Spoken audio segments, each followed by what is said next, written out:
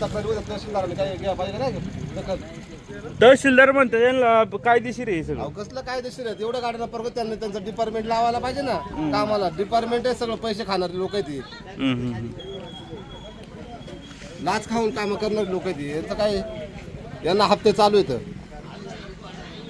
बिगर हप्त्याच्या गाड्या चालणार आहेत ते. काय गाडीला एकच लाईट आहे ना? गाडीला एकच लाईन टावर एक लाईटीच आहे. किती रोज गाड्या जातात तिथनं? रोज 100-150 गाड्या असतात या रस्त्याला. रस्त्याची वाट लागली असेल. रस्त्याची तर वाटच लागली. काय होतं गाडी जिकडून आली भीती वाटत असेल मोटरसायकल चालवायला. सगळे मोटरसायकल वाले काय यांचे सगळे बदनामी करतात दुसऱ्याची. बऱ्याच लोकांना त्रास आहे तुम्ही विचारून पाहिजे. जेवढी लोक आहेत ना याच्यापैकी बरेच लोकांना कट मारलेले. बरं विचारू आपण काय काय लोकांना त्रास समस्या आहे.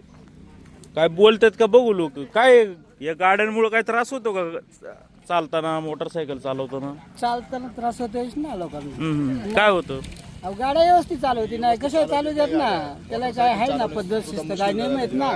चालवत सुद्धा नाही गाड्या आहेत ना एवढे फास्ट असतात नाही विचार सुद्धा करते नाही कोणतं का पुढून मोटरसायकल वागायला आलाय का काय झालं विचार नाही करते बिंदा चालते मारतील एखाद्याला हेडवे. बर अजून लोकांचं घेऊ काय त्रास होतो या डंपर चालकांमुळे? त्रास म्हणजे ना सारखाच मातीमुळे ना लय मोठा त्रास आहे. आपले टू व्हीलर वाले कट मारून जातात इकडे तिकडे काही पक्ती नाही यांच्याच नादात असतात. साईड नाही देत साईड अजिबात. देतच नाही. काय स्पीड कितीच किलोमीटरने पळवतात?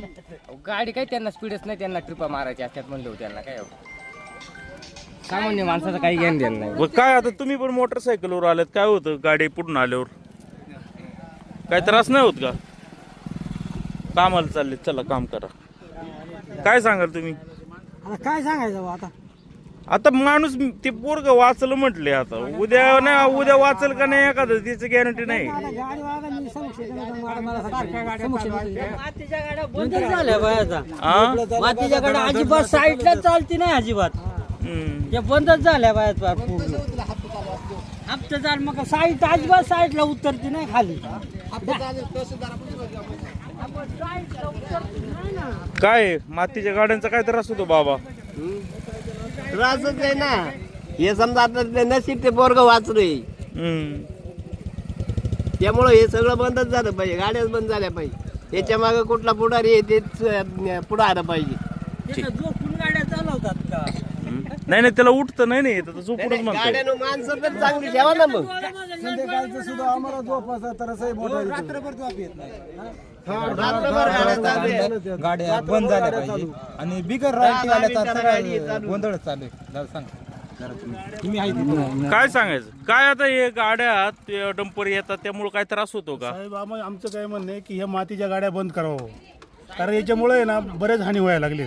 आणि हे लोक आहेत ना नाही नाही साहेब तुम्हाला सांगतो की ह्या गाड्या जी चालतात ना इतक्या स्पीडनं गाड्या असतात ना त्यांना बारीक गाडीचं हो बघा आता गाडी आली हे बघा आता लाईव्ह गाडी आली.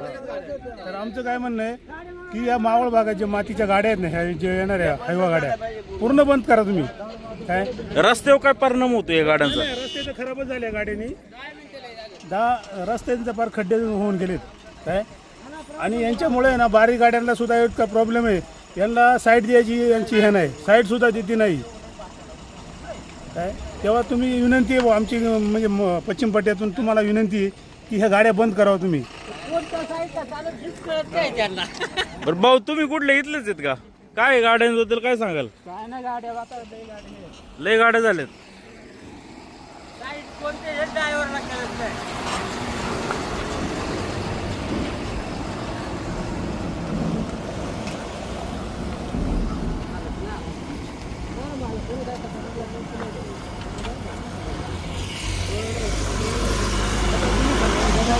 जर एखादी येणारी गाडी जर असती नाही मुलगा वाचला म्हटले पळाले वाचलाय पोरीचा मुलगा वाचलाय. तो इथं पोरगा होता तो गाडी तिथंच वायबल झाली त्या कॉर्नरला. बाईकवाला जर एखादा असता तर त्याला नक्की जीव मारला असता का ना त्यांनी.